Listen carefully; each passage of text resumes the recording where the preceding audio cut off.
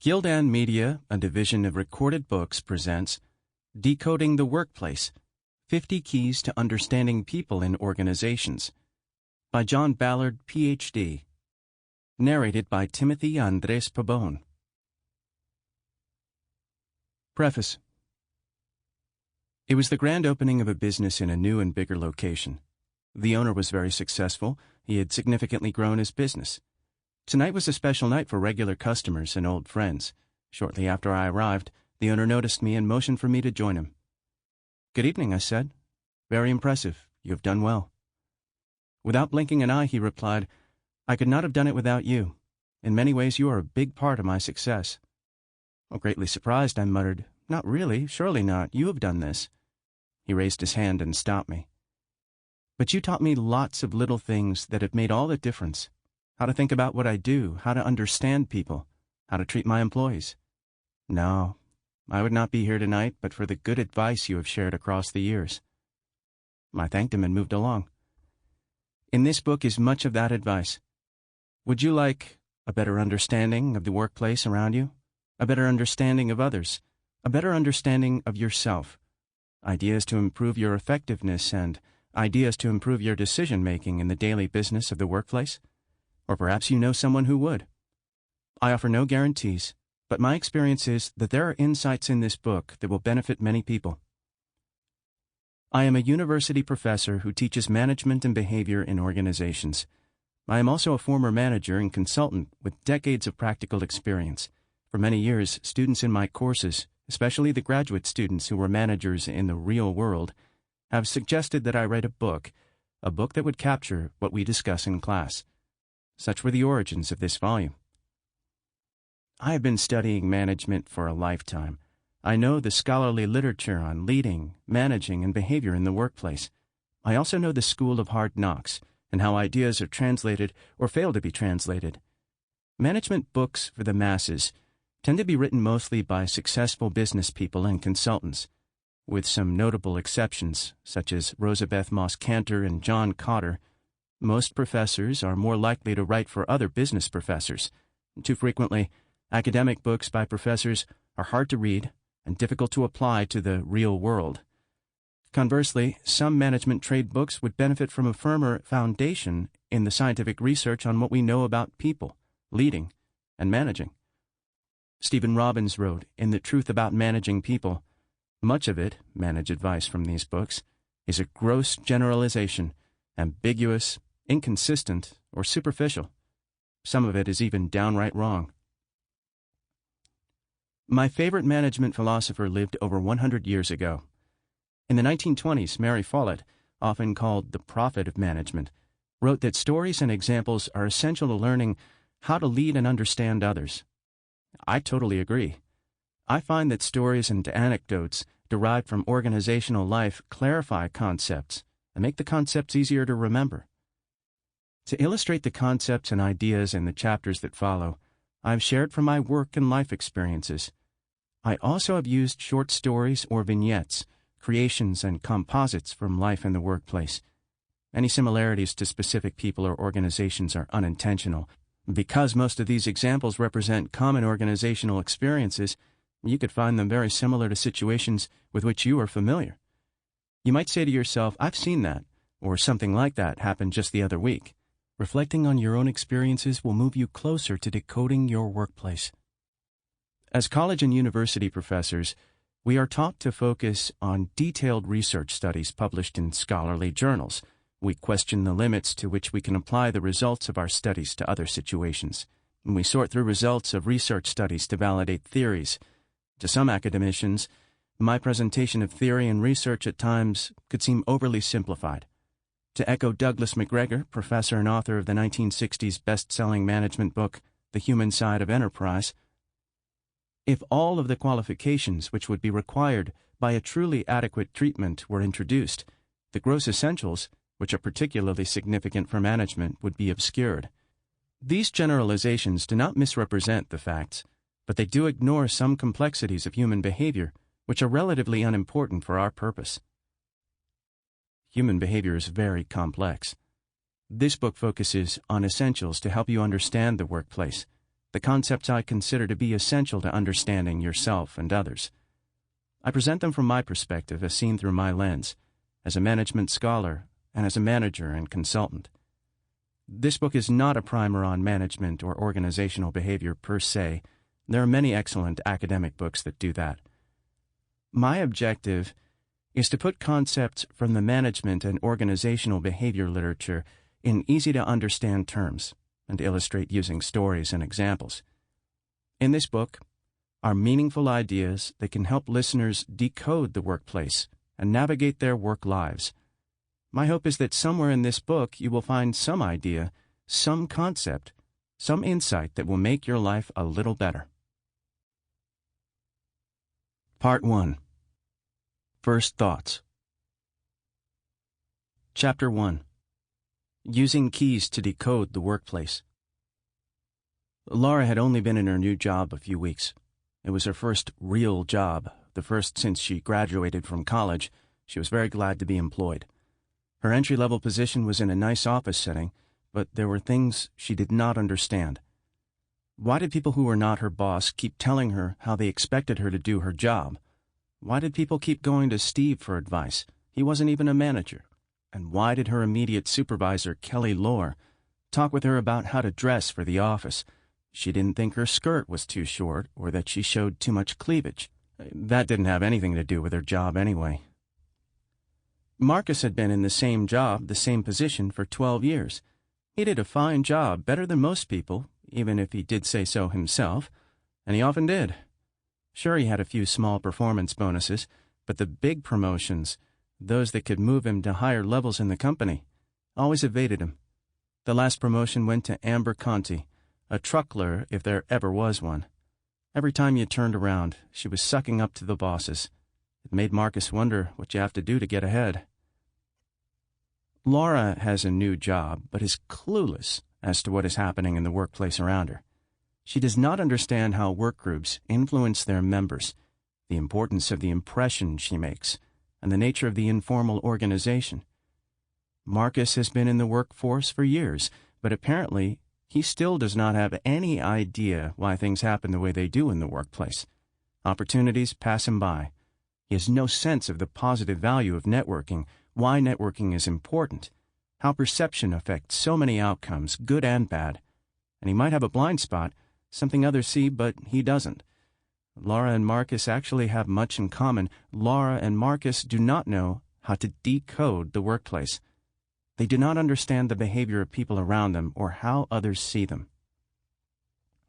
This book is about decoding the workplace, understanding the behavior of people in organizations. We spend most of our lives at work. Some people spend their work lives in the steel and glass of large corporations, others in the mills and factories of our towns and cities. We serve others for profit and not for profit. We heal the sick, make products, perform services, teach students, write reports, solve problems, make sales, wait tables and flip burgers. For most of us, we awake in our homes, prepare for the day, then drive, ride, walk, or fly to a second home, functional or dysfunctional, where our hours are engaged. What prepares us for this world of work? Education, vocational programs, training both on and off the job, and apprenticeships. These are foundations, building blocks of knowledge, skills, and abilities to produce and perform in this world. Through our work experiences, we build on these foundations, but are they sufficient to be successful or excel on the job? Perhaps for some, but for most I think not. The world of work and the world of organizations are worlds of people. To succeed, to excel, or to simply have less stress in one's life, an understanding of people as individuals and in groups can be helpful. During the past century, sociologists, psychologists, and management scholars have studied the world of work, from Frederick Taylor's classic studies in the pig iron yards of Bethlehem Steel at the turn of the 20th century to Elton Mayo's studies in the factory rooms of Western Electric's Hawthorne plant in the 1920s and 1930s, from Henry Mintzberg's research on CEOs to Fred Luthan's research in the offices of middle management, From Frank Gilbreth's studies of the laying of brick to Tristram Bamforth's work on the mining of coal, we have studied and learned about people at work. From studies in workplaces and in academic laboratories, our understanding of the behavior of people in organizations has grown. Textbooks on organizational behavior detail and summarize findings from thousands of studies conducted over the past 100 years. So much has changed during the past 100 years. 2 world wars were fought. A Cold War came and went. Nations have risen and fallen. Technology has advanced at a pace previously unimaginable. Men have walked on the moon. Your smartphone makes the tricorder from the 1960s futuristic TV show Star Trek almost seem obsolete. Television, the internet, and globalization have changed our world. Although workplace activities and industries change, the fundamentals of human behavior do not. People are still people, with needs and wants and desires. We have more in common with our distant ancestors than we care to admit. When faced with perceived danger, be it real or imagined, such as an attacking tiger or a disliked boss, chemicals are released into our bloodstream. Our bodies prepare to fight or flee.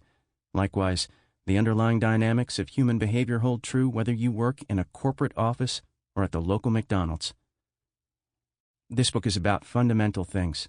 Some of what follows might seem to be second nature or even common sense, but one person's common sense is not necessarily like another's.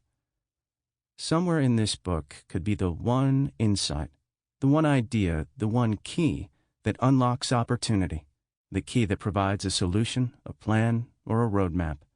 That is my intent, to give you keys, to help you up your game, to enable you to decode the workplace and be more successful. Throughout this book you will find keys. I use keys as a metaphor. Keys unlock things. The right key can help decode a program. A person with a key can unlock and see what others perhaps cannot. Keys can help to decipher the world around you and suggest explanations, interpretations, or solutions. The concepts and ideas you will find in this book are indeed keys.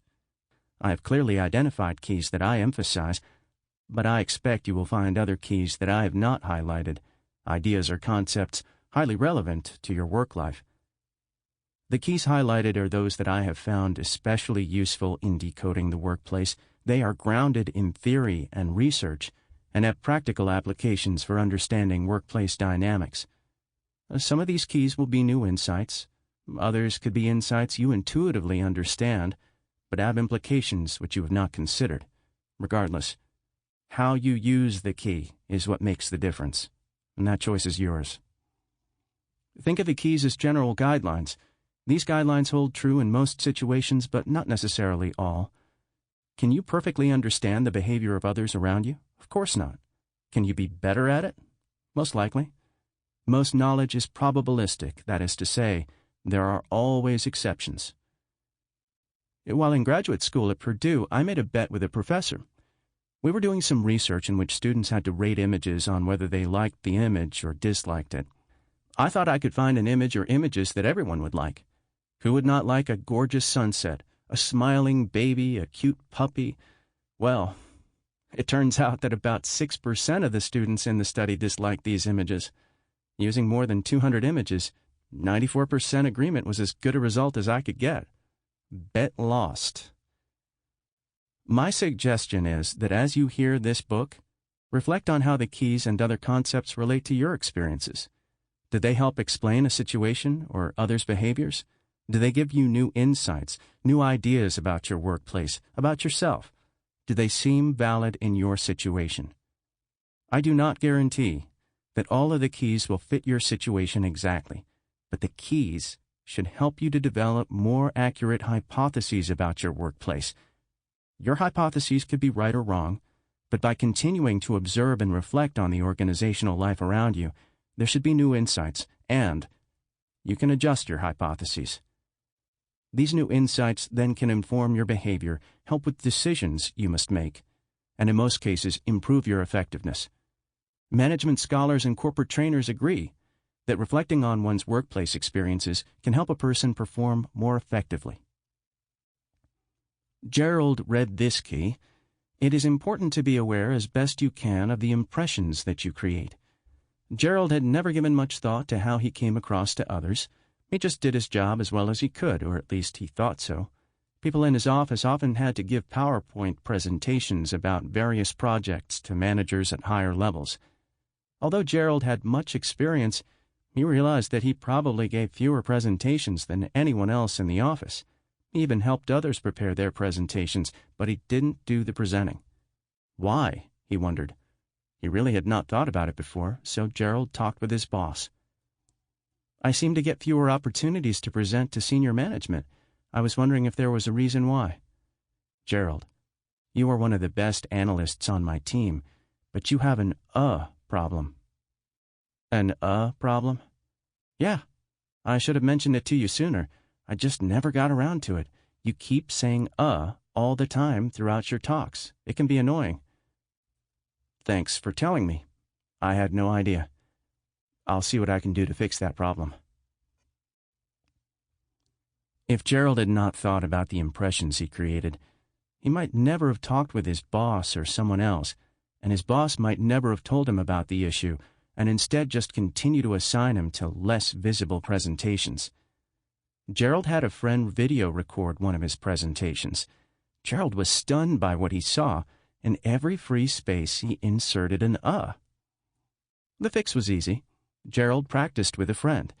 Every time Gerald said his friend loudly said no, and then said start over. It only took a few minutes for Gerald to become aware of what he was doing and to become comfortable with the silence needed between sentences and thoughts. His boss noticed the difference and assigned Gerald higher-level presentations, which led to more opportunities. Within these chapters you will find useful ideas. It is up to you to determine which of these will be of value to you. Chapter 2. Systems. Everything is connected. Jane enjoyed her position as a manager at TXZ Enterprises. When her company implemented a major change with new technology and new software, the employees Jane supervised no longer needed to talk with her as much. Her employees now had at their fingertips all the information they needed to make most decisions. Furthermore, using the new software, Jane could more closely monitor the work of those she supervised. The advantage of TXZ seemed obvious. We don't need as many managers. TXZ downsized, eliminating half of the middle managers, and saved a lot of money. For the managers remaining, the number of people each supervised doubled. Jane was fortunate. She kept her job. But now, instead of managing 9 workers, she supervised 18 people. At first, things at TXZ seemed to be going okay. Few office workers complained about more work and how they were now expected to do their jobs, but more seemed satisfied with the change. It was several months before the first signs of problems appeared. Absenteeism and sick days started to increase among the managers. Then turnover began. Managers were stressed and having difficulty adjusting to the job changes. Not only had the number of people reporting to them doubled, but also the managers' jobs became more difficult. Office workers handled most routine situations, but they took the toughest, thorniest problems they could not solve to their managers. Soon managers were overwhelmed with greater and more difficult workloads. Stress increased greatly. Jane was no exception. At first it had not been difficult managing 18 employees, but as the months passed and her direct report workers only came to her with the problems they could not solve, her work became more difficult, time-consuming, and stressful. All aspects of her life were affected. At a meeting of office managers, Jane's boss asked her to explain the decline in her unit's performance. Something snapped. Jane's heart raced wildly. She had difficulty breathing. She was rushed by ambulance to a local hospital. Jane's situation and that of the other managers at TXZ could have been anticipated. The company had made the decision to downsize based only on financial analyses. It did not consider how the changes could negatively affect service and the human capital. Although financial analyses are critical, in many cases they are not sufficient. TXZ decision-makers did not think through all of the potential implications of their actions. They did not consider the impact of the downsizing and the new technology on the various parts of the system. It was pretty much a bottom-line decision. It looked good on paper. Organizations are systems. Activities, parts, and resources are interrelated and often are interdependent. Everyday people in workplaces are impacted by decisions in which they have no input, or their input is ignored. And decisions that seem sound to the decision makers sometimes do not work out as expected. The problem typically is that decision makers are not taking a system's perspective. They are not thinking about talking with or listening to the other parts of the system which are affected by the decisions. The decision makers might not have any idea of how a decision made for one area impacts another area. Key.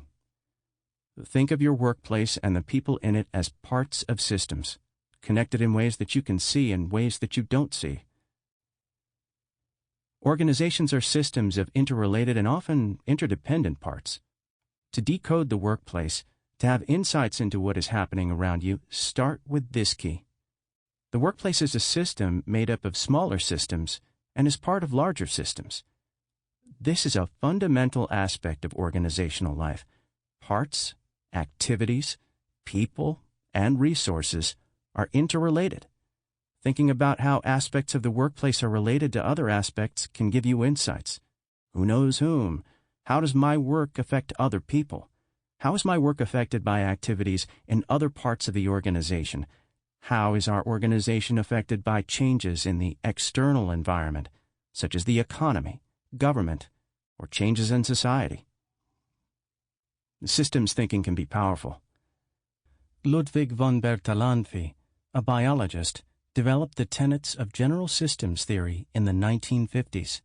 He noticed that his research was continually being affected by the research of other biologists. He realized that there was interdependence among biological research. Laws of growth and adaptation applied to all aspects of biology. Then it occurred to him that the same was true for all of existence. Everything is part of a system. For Bertalanffy, a system was any entity maintained by the mutual interaction of its parts, from atom to cosmos, and everything in between. We live our lives in systems, but we rarely think about the systems. You are a biological organism with a circulatory system, respiratory system, nervous system, reproductive system, and others. Develop a problem breathing, and you will think about your respiratory system. Develop a problem with your heart, and you will think about your circulatory system.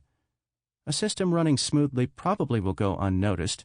A system that has a problem comes to the forefront. The same is true in the workplace.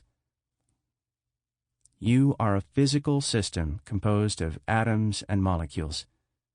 Atoms are more than 99.999% empty space. Therefore, you are composed mostly of nothing. You are a symbiotic system. Do you know what percent of the total cells in your body are actually human? About 10%. Most of the cells in your body and on your body are microbes, such as bacteria and viruses, many of which depend on us for their existence. We need most of them. Likewise, the workplace is a system that depends on other systems, some obvious, but others that might not be readily apparent.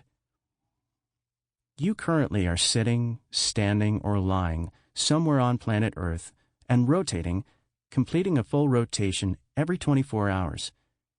If you are at the equator, you are on a spinning top turning slightly more than 1,000 miles per hour. Unless you are standing at the North or South Pole, you are riding a top that is spinning at a tremendous speed. This spinning planet is moving around the Sun at 67,000 miles per hour. The Sun, with its solar system, in turn is moving through the Milky Way galaxy at 52,000 miles per hour. The Milky Way galaxy is moving at a whopping 1.3 million miles per hour toward what is being called the Great Attractor, an area of the universe that seems to be denser and hence has greater gravity. And all of this is happening now, this very second. And take a deep breath. We are bound to our planet by gravity. We only notice small changes. The Earth spins us around, creating the appearance of celestial objects, rising and setting as we rotate. We might see the Sun's position in the sky change with the seasons, or we could live our lives in such a way that we do not notice celestial changes. If you so choose, however, you can watch the moon rise or sunset and experience the grandeur of this solar system. Likewise, if you so choose, you can see aspects of your workplace that otherwise would go unnoticed. Organizations are social systems. By attending to what goes on around us in the workplace, we can gain insights that we might otherwise miss, insights that might improve our job performance. Bianca had been in her current position for more than a year. She worked mostly on her own. Occasionally, she developed a productivity improvement proposal that she floated up her management chain. These would come back with a few comments, but none were implemented. One day, Marissa invited Bianca to join her for lunch. Bianca always ate at her desk, but decided today it might be good to go out. So, Marissa and Bianca dropped by a local lunch spot popular with company employees. Bianca had never been there. While they were eating lunch, Bianca noticed that one of her co-workers, Juan, was sitting with the assistant vice president for operations. "That's Juan over there with the ops guy, isn't it?" Bianca asked. "Yeah, I often see them eating here. I heard their kids are on the same soccer team," replied Marissa. The next time that Bianca had a productivity improvement proposal, she discussed it with Juan. Juan liked the idea and agreed to support her. This time her proposal was accepted and implemented. It is through interactions within a system that new system characteristics emerge. A system is more than the sum of its parts. It grows, adapts, or dies. Organizations that interact with their external environment and learn from changes in that environment are open systems. They grow and adapt and are healthy. Organizations that do not interact and learn from environmental changes are not healthy and can die. In the early 1990s, there were successful CD music businesses with multiple operating locations. These chains of stores were great places to buy and listen to music. Today they are out of business. Most people buy music online. The environment changed. How is your company functioning as a system? What about your workplace? Are you staying abreast of changes in your business and the external environment? Are you in a workplace that is proactive or one that just responds? The clues are all around you. Key: if you have a systems perspective, then you probably will make better decisions. The thinking of organizations as being systems and integrating this perspective into your decision-making can be a strength. Too often people see their parts of the organization as fiefdoms or silos separated from the rest of the organization. They do not consider how others are impacted by their decisions. Sometimes people do not take a systems perspective because they are concerned that it will take more time or more energy. I am not suggesting that all decisions you make should be from a systems perspective, but I am suggesting that you should use a systems perspective for the big decisions, the important decisions.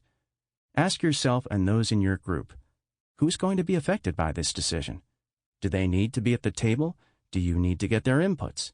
Would their inputs improve the quality of the decision, the product, or the service?